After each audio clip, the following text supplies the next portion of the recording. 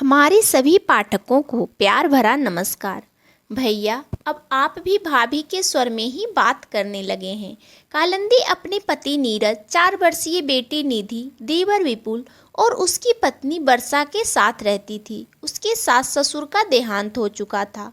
उसकी एक ननद थी जिसका नाम काव्या था और उसकी शादी भी उसी शहर में हुई थी, तो उसका आना जाना भी घर में लगा रहता था। आज कालिंदी रसोई में कढ़ी चावल बना रही थी क्योंकि आज उसके पति नीरज की छुट्टी थी और उसने कढ़ी चावल खाने की फरमाइश की थी। तभी उसके फ़ोन की घंटी बजी। उसकी ननद काव्या का फ़ोन था। उसने फ़ोन उठाया तो वह कहने लगी, भाभी, अगले सप्ताह मेरी शादी की सालगिरह है, तो घर में थोड़ा सा फंक्शन रखा गया है, तो आप भी सुबह मेरे घर आ जाना। पिछली बार की तरह इस बार भी रसोई में थोड़ा मदद कर देना। कालिंदी सोच में डूब गई कि पिछली बार भी उसने मदद के नाम पर बुलाया था, लेकिन रसोई का सारा काम उसके ऊपर छोड़कर वह तो अपने परिवार वालों के साथ बैठकर हंसी मजाक करने में लगी हुई थी। उसी दौरान उसने कुछ ऐसी बातें सुन ली थी कि कालिंदी को इस बार वहां जाने की इच्छा नहीं हो रही थी। उसने धीरे से कहा, दीदी, इस बार मैं नहीं आ पाऊंगी, मुझे कहीं भी जाने का मन नहीं कर रहा है। इतना कहकर उसने फ़ोन काट दिया। काव्या तो हैरान ही रह गई क्योंकि कालिंदी बहुत अच्छा खाना बनाती थी और काव्या यही चाहती थी कि कालिंदी उसकी शादी की सालगिरह में सभी मेहमानों के लिए खाना बनाए। इसलिए वह तुरंत ही अपना पर्स उठाकर अपने मायके जाने के लिए चल पड़ी। एक ही शहर में मायका होने से वह अकेली ही मायके चली जाती थी। जब काव्या घर पहुंची तो उसकी छोटी भाभी वर्षा बरामदे पर बैठकर मोबाइल यूज कर रही थी। उसे देखते ही वर्षा चहकते हुए आई और उसके गले से लग गई। दोनों में खूब बनती थी। वर्षा देखने में बहुत खूबसूरत थी और वह तरह तरह के ब्यूटी प्रोडक्ट्स इस्तेमाल करती थी, तो उसमें से काव्या को भी कुछ न कुछ सामान देती रहती थी, जिसके कारण वह काव्या की चहेती भाभी थी। उसकी बड़ी भाभी कालिंदी सादगीपूर्ण ढंग से रहती थी, ज़्यादा मेकअप नहीं करती थी और उसे किसी की चापलूसी करना नहीं आता था, तो काव्या उसे सीधी सादी और बिल्कुल गवार औरत समझती थी और बस अपना काम निकालने भर से मतलब रखती थी। वर्षा काव्या के साथ हॉल में आई और उसने कालिंदी को आवाज़ लगाते हुए कहा, दीदी देखिए, काव्या दीदी आई है। कालिंदी भी अपने कमरे से निकलकर बाहर आई और काव्या के पास आकर बैठ गई। काव्या ने धीरे से कहा, भाभी, आप नहीं आएंगी तो मेरा फंक्शन अधूरा ही रह जाएगा। आपको तो आना ही पड़ेगा। अपने आने से मना क्यों किया? इतना कहकर वह बार बार मुनहार करने लगी, तो कालिंदी ने भी कुछ सोचते हुए कहा, चलो ठीक है, तुम इतनी जिद कर रही हो तो मैं भी तुम्हारे फंक्शन में आ जाऊंगी। फिर वर्षा से कहने लगी, अच्छा वर्षा, सुनो ना, आज शाम को शॉपिंग पर चलते हैं। मैं फंक्शन में जाने के लिए नई साड़ी ले लेती हूँ, क्या कहती हो तुम? वर्षा चहकते हुए बोली, हाँ दीदी ठीक है, आज शाम को चलते हैं। लेकिन उसी वक्त काव्या तपाक से बोल पड़ी, अरे भाभी, मैं तो बस आपको वहाँ खाना बनाने के लिए ही बुला रही हूँ। वह क्या है ना कि मेहमानों को आपके हाथ का खाना बहुत पसंद आया था, इसलिए तो कह रही हूँ कि फंक्शन आपके बिना अधूरा रह जाएगा। आप आएंगी, सबके लिए बढ़िया बढ़िया पकवान बनाएंगी, तभी तो सब लोग एंजॉय करेंगे ना। बाकी आपको फंक्शन में आकर करना ही क्या है, खाना बनाने के बाद मेरे कमरे में आराम कर लेना, क्योंकि इतना सारा खाना बनाने में आपको थकान भी तो हो जाएगी ना। फिर जब फंक्शन ख़त्म हो जाएगा तो आप घर वापस चली आना। इसलिए तो कह रही हूँ भाभी कि आपको फंक्शन के लिए नई साड़ी खरीदने की ज़रूरत नहीं है।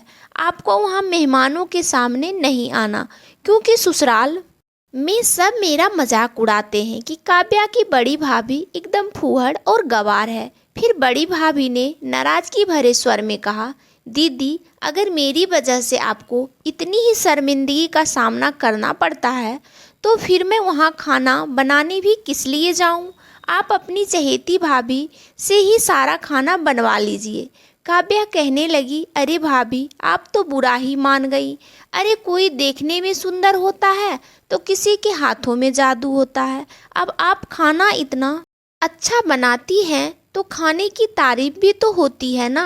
कालिंदी गुस्से में बोली, मुझे ऐसी तारीफ की कोई ज़रूरत नहीं है। जब मेरे बनाए खाने की तारीफ होती है तो क्या आपने एक बार भी उन रिश्तेदारों और ससुराल वालों को बताया कि मेरी जिस भाभी का मजाक आप लोग उड़ाते हैं यह खाना उसी भाभी ने बनाया है? नहीं, तब तो आप उन लोगों के मजाक में खुद भी शामिल हो जाती हैं। मैंने पिछली बार भी सुना था, सब लोग मेरा मजाक उड़ा रहे थे। उस वक्त मुझे उन लोगों की बातों से ज़्यादा दुख नहीं पहुंचा जितना आपकी खामोशी और हंसी से पहुंचा था। आप भी तो उसके मजाक के साथ देकर मेरा अपमान कर रही थी। मैंने तो तभी सोच लिया था कि अगली बार जब आपकी ससुराल में कोई फंक्शन होगा तो मैं नहीं आऊँगी। इसलिए मैं बार बार आपको मना भी कर रही थी, लेकिन आप ही जिद कर रही थी। इसलिए मैंने सोचा कि चलो ठीक है, आपकी खुशी के लिए इस बार भी चली जाती हूँ।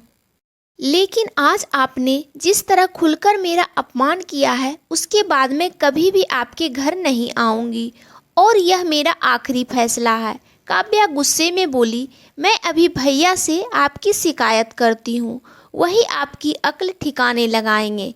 थोड़ी देर के बाद नीरज वहाँ पर आया तो काव्या कहने लगी, देखो ना भैया, भाभी कितनी कामचोर हो गई है। मेरे ससुराल में जाकर मेरी मदद करने के लिए बिल्कुल भी तैयार नहीं है। अरे ये वहाँ जाकर थोड़ा पकवान बना देगी तो क्या बिगड़ जाएगा इनका। एक ही काम तो इन्हें ढंग से आता है, वह भी यह नहीं करना चाहती हैं। आप अपनी पत्नी को थोड़ा समझाओ। नीरज कहने लगा, जाने दो, हर बार कालिंदी तो तुम्हारे घर का सारा काम संभाल लेती है। अगर इस बार उसे मन नहीं कर रहा है तो तुम और छोटी भाभी मिलकर सारा काम संभाल लो। तुम वर्षा को अपने साथ लेकर जाओ। काव्या गुस्से में बोली, भैया, अब आप भी भाभी के ही स्वर में बात करने लगे हैं। अरे आपकी भी बेटी है, कल को उसके मायके में कोई उसका अपमान करेगा तब आपको पता चलेगा। नीरज गुस्से में भड़क उठा और कहने लगा, अपनी बातों के बीच मेरी बेटी को बद्दुआ देने की कोशिश मत कर। और तुम जो अपनी भाभी पर उंगली उठा रही हो, मैंने तुम्हारी बातें सुन ली है। अगर तुम्हारे ससुराल में मेरी पत्नी का सम्मान नहीं होगा तो क्या ये वहाँ पर केवल नौकरानी की तरह खाना बनाने जाएगी? ऐसा तुमने सोच भी कैसे लिया? जब मैं इसे तुम्हारी मदद के लिए भेजता था तो सोचता था कि परिवार में एक दूसरे की मदद तो करनी ही चाहिए, लेकिन मुझे नहीं पता था कि तुम्हें अपनी भाभी से इतनी शर्मिंदगी महसूस होती है। सारी सच्चाई जानने के बाद कालिंदी ने जो फैसला लिया है, मैं भी उसके फैसले में उसके साथ हूँ। और सिर्फ कालिंदी ही नहीं, तुम्हारी ससुराल से किसी भी फंक्शन में अब मैं भी नहीं आऊँगा, क्योंकि जहाँ मेरी पत्नी का सम्मान नहीं है वहाँ मुझे हरगिज नहीं जाना। फिर पत्नी की और देखते हुए बोला, कालिंदी चलो कमरे में, मुझे तुमसे कुछ ज़रूरी बात करनी है। इतना कहकर वह कालिंदी का हाथ थामकर उसे कमरे में लेकर चला गया और काव्या ठगी हुई सी भैया भाभी को जाते हुए देखती रह गई। उसने उम्मीद भरी नज़रों से अपनी छोटी भाभी वर्षा की ओर देखते हुए कहा, भाभी, अब बड़ी भाभी तो किसी काम की है नहीं, लेकिन आप तो मेरी फेवरेट भाभी हो। चलो आप ही फंक्शन वाले दिन घर आ जाना, फिर हम दोनों मिलकर सारे काम संभाल लेंगे। वर्षा अपना पल्ला झाड़ते हुए कहने लगी, नहीं बाबा नहीं, मुझसे इतने सारे काम तो बिल्कुल भी नहीं होंगे। मैं तो फंक्शन के टाइम पर बस फंक्शन में शामिल होने के लिए आ जाऊंगी। आप एक काम क्यों नहीं करती? आप किसी खाना बनाने वाली को बुला लो। वर्षा की बात सुनकर काव्या का मुंह उतर गया, क्योंकि पहले तो बड़ी भाभी के कारण सब खाने की तारीफ भी करते थे और खाना बनाने वाली के रुपये भी बचते थे, लेकिन आज आपने ही बेवकूफ़ी के कारण उसने अपने ही पैरों पर खुद की कुल्हाड़ी मार ली थी। वह ये बात भूल गई थी कि बात जब किसी के आत्मसम्मान पर आती है तो कोई भी अपमानित होकर किसी की मदद करना नहीं चाहेगा। आज न केवल उसने अपनी भाभी का दिल दुखाया था, बल्कि हमेशा हमेशा के लिए सच्चे दिल से मदद करने वाले अपने भैया भाभी को भी उसने खो दिया था। इधर जब कालिंदी अपने पति के साथ कमरे में पहुंची तो उसने अपने पति के कंधे से सिर टिकाते हुए कहा, धन्यवाद जो आपने मेरी बात में मेरा साथ दिया, वरना मुझे तो लग रहा था कि आप अपनी बहन की ही पक्ष लेंगे। नीरज कहने लगा, परिवार में एक दूसरे के काम आना बहुत अच्छी बात होती है, लेकिन जो लोग आपके कार्यों की सराहना नहीं करते और आपको बस इस्तेमाल करना ही जानते हैं, ऐसे लोगों से थोड़ी दूरी बना लेना ही सही होता है। तो दोस्तों, आपको क्या लगता है, कालिंदी ने अपनी ननद के ससुराल ना जाने का फैसला करके सही किया था या नहीं? अपने विचार कमेंट करके ज़रूर बताइएगा। और दोस्तों, कहानी अच्छी लगे तो इस कहानी को लाइक ज़रूर कर दीजिएगा और इस चैनल को सब्सक्राइब भी ज़रूर कर लीजिएगा, क्योंकि मेरी सारी कहानी आपके पास सबसे पहले पहुँचे और आप सब अपने जीवन में बहुत बहुत बहुत खुश रहें, यही भगवान से प्रार्थना है। धन्यवाद दोस्तों।